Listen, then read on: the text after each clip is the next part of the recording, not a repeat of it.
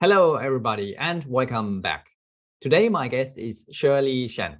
Shirley is an emerging Asia economist and green bonds analyst at AXA Investment Managers. And today, we want to talk about recent climate change, decarbonization, and green bond trends in Asia. Welcome, Shirley.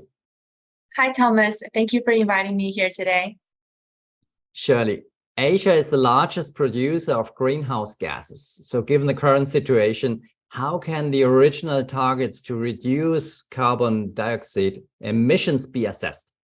Yes, if including China, Asia for sure is the biggest producer of greenhouse gases.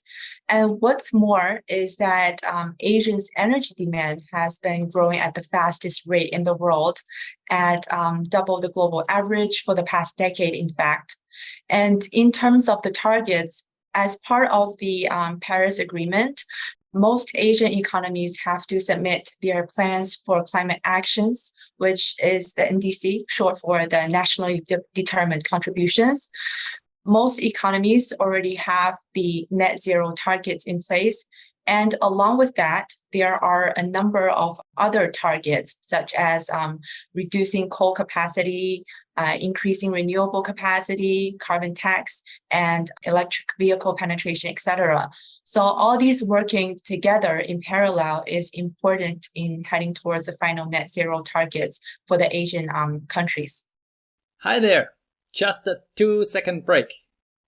Before we continue with the video, just make sure to subscribe to our channel now to not miss out any updates.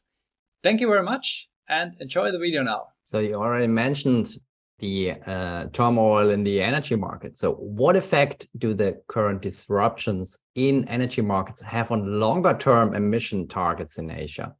For Asia in general, it has restarted thermal generation using coal to ensure energy security in the near term. But in the longer run, higher costs of fossil fuel should encourage countries to fasten the transition to renewables. But again, we're looking at a rather long timeline until the net zero targets, which are like 20, 30 years out, and some even 40 years out from now. Take, for example, the net zero ambition targets for Hong Kong, Korea, Malaysia, and also Taiwan and Singapore. They are by or before 2050, with only Korea being the earliest by 2030. For China and Indonesia, the largest target, the target year is 2060, and Thailand slightly later in 2065. And more recently this year, we had India, which announced that they are committed to achieving the net zero emissions by 2070. So we have seen a comeback of coal energy in many Asian industries and countries. So to what extent has the Russia-Ukraine war influenced energy stability in Asia and thus the commitment to greater climate change action? The war has no doubt caused turmoil for the global energy markets, with prices spiking. And for Asian economies, with many highly dependent on imported fossil fuels, this has led to fuel shortages, inflation, and also excessive government spending and also subsidy burdens. For India, however, they have increased significantly oil and coal imports from Russia since the start of the war. While this could be seen as a good way to maintain domestic inflation from overshooting, given the cheap oil and coal imports, but over the longer term, this could be increasingly become a challenge for India to switch to renewables because the cost would be extreme. And meanwhile, on the contrary, for countries who have stopped importing oil from Russia, they may see as a short-term negative from higher price pressures.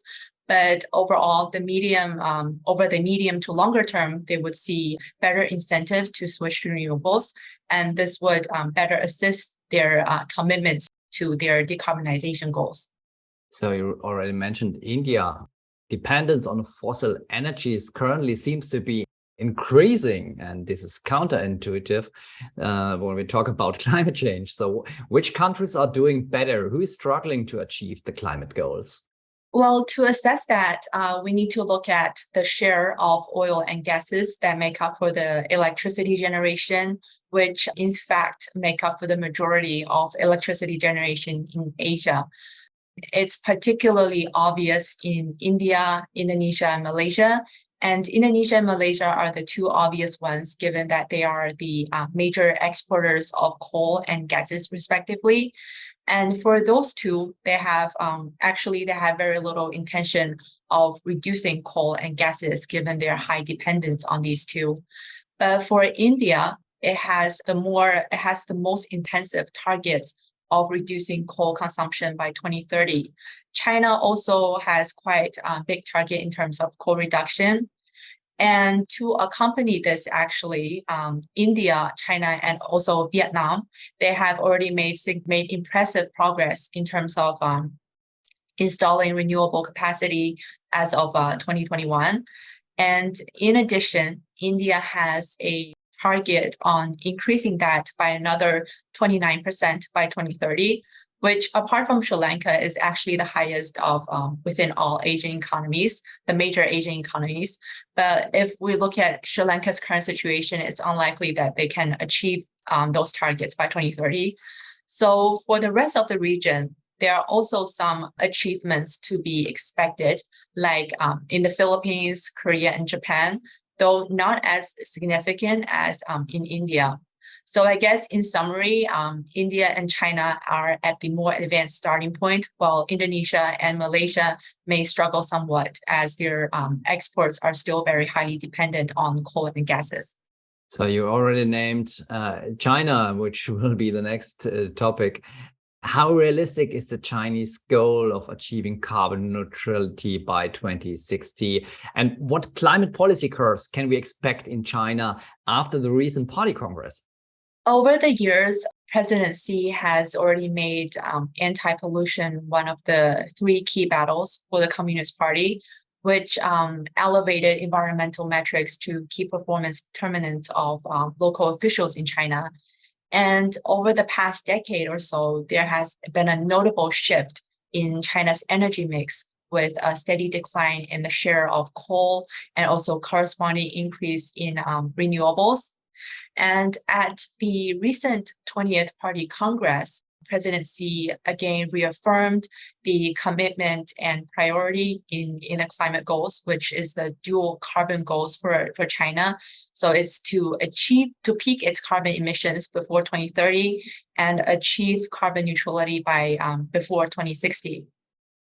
So there are obvious near-term costs, but the overall gains from improved energy security and cost savings from renewables will more than offset the pains that we may see in the near term. So far, China has undertaken extensive investments to decarbonize their economy and its energy system, and one of which is the green bond market, which was launched in 2016. And since then, China has been among the world's largest issuers of green bonds and has taken significant steps to close the gap between the local and international green bond standards. So I guess looking ahead, we would expect China to further enhance the Chinese green bond market to attract more global investors and also at the same time place more restrictions on heavy polluting industries as well as the small coal miners. The 1.5% global warming target now seems a long way off. So what do governments need to do to counteract the advancing trends in addition to the already agreed measures? The 1.5 degree scenario is for sure challenging, especially with the most of the Asian countries still very much dependent on fossil fuel consumption. And what's more concerning is that knowing this high reliance, Asia has a number of policies that actually encourage high levels of emissions and also technical inefficiency, such as extensive fossil fuel subsidies.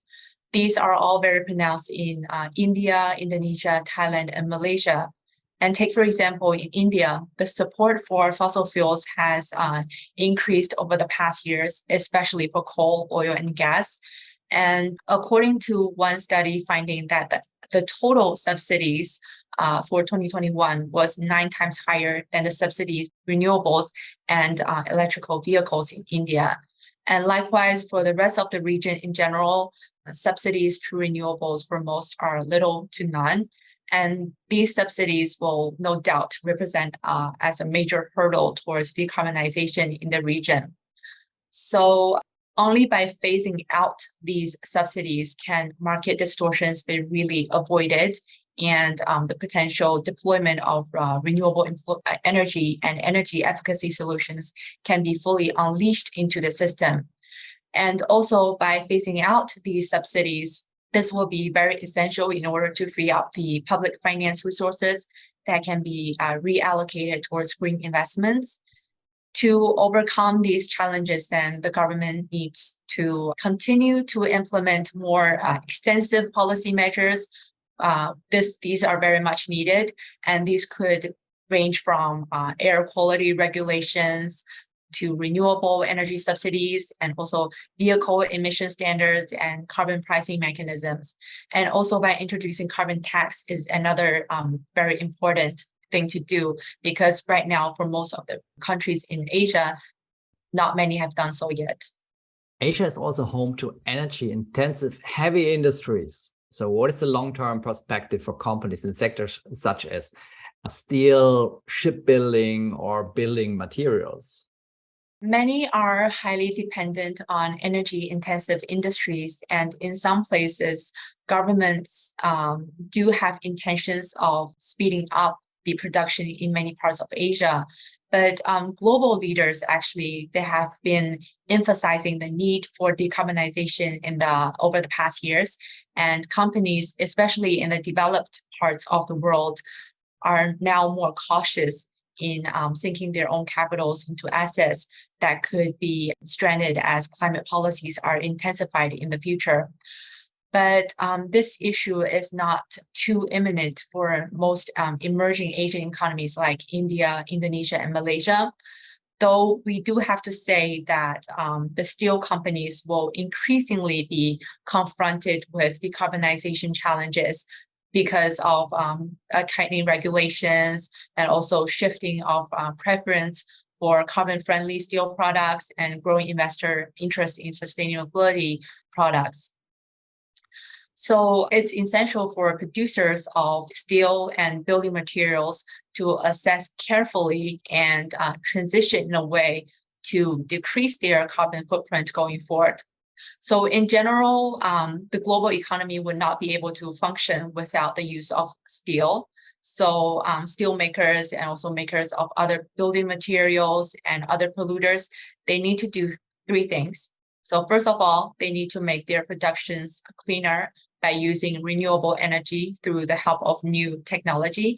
And in many cases, actually, such technologies already exist, but mostly they're used in the developed markets. So this must be significantly scaled up, especially in Asia. And secondly, steel waste treatment, such as increasing the use of steel scrap, can be rapidly scaled up as well, because they can reduce emissions. And finally is to offset the emissions by carbon capturing or planting trees or investing in green finances to help promote green transition. This leads to our final question of this interview. So with the need to address climate change, where do you see investment opportunities in Asia? So with the targets and plans in place, accomplishing and reaching those will require a huge amount of investments. Excluding China, Asia needs about 10 trillion of US dollar of investments to reach the 2-degree scenario, and 14 trillion for the 1.5 degree scenario cumulatively from 2020 to 2050. And within that, India, Korea, and Japan will be responsible for most of the investments needed. But the public sector alone is impossible to carry the full load. Therefore, private sector capital also plays a very important part to enable decarbonization efforts. So over the years, we have seen investors already on the move with stocks generating revenue from climate change solutions, as those have outperformed the MSCI Asia since early 2020. And also those have been trading at higher PEs as well. And in addition to that, the green and sustainable bonds market should be another area to further support green transition. India and ASEAN's bond markets should have been growing at obvious rates over the years. And India's green and social sustainable debt issuance, for example, has recovered rapidly in 2021 following the pandemic-reduced decline in 2020. And the cumulative volume has also doubled in the past 2 years. And likewise, ASEAN's sustainable debt market also grew rapidly last year, setting annual issuance record. And China, as we have mentioned as well, has always been one of the biggest issuers of green bonds globally, which we'll see continue to grow because government is placing quite big emphasis on this. So overall, we see this market as a fast-growing and will continue to play a major role in mobilizing capital for the transition to a low-carbon economy. So this was Shirley Shen from AXA Investment Managers on recent decarbonization trends and the rising green bonds market in Asia. Thank you very much, Shirley, for being with us today and sharing your insights. Thank you, Thomas. Thank you.